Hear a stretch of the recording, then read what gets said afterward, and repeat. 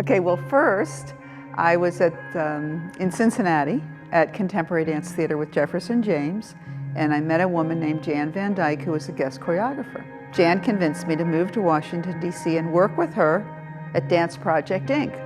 And I did that for 5 years, and then Jan decided she wanted to move to New York.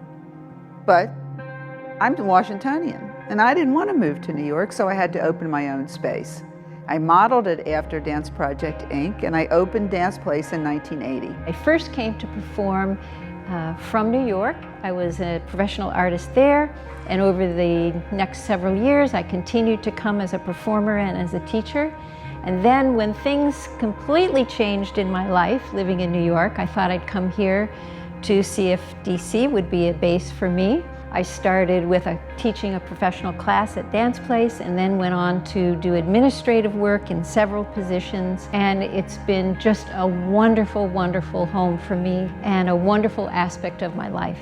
There have been so many incredible, meaningful moments at Dance Place. Seeing the Blue Man Group the first time they performed outside of New York City. When Aiko and Coma performed in 3 inches of water on our space. Supporting Bebe Miller in her first tour outside of New York City. All of our Dance Africa festivals, and the first time that we had a company from overseas, Les Guérivoire from Côte d'Ivoire. Sitting in the audience and being absolutely moved to tears.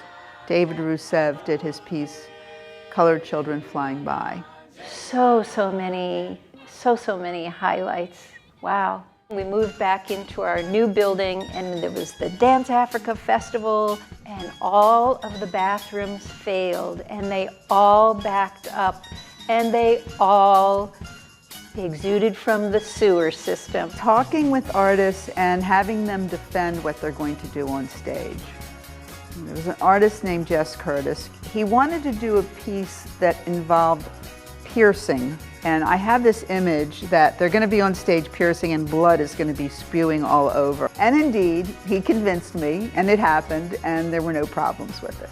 We were really concerned about our finances. And so I came into the office one day, and one of our interns was sitting at his desk, and he was cutting, very meticulously cutting in half paper towels, because Carla had asked him all of us to use only half a paper towel so that we could save costs.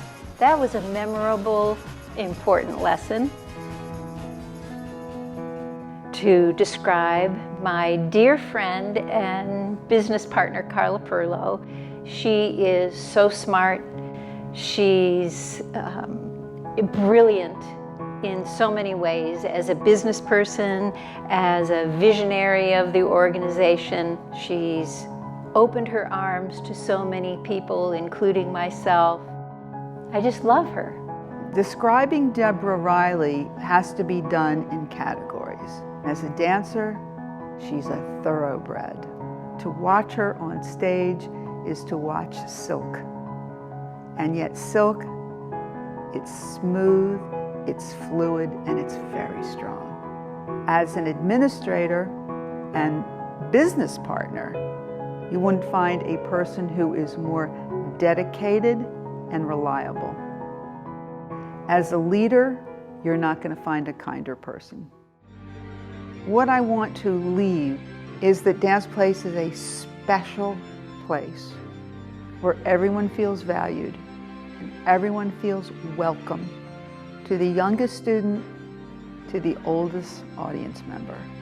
That people feel like when they enter our campus, you enter a place of peace and creativity and positive energy.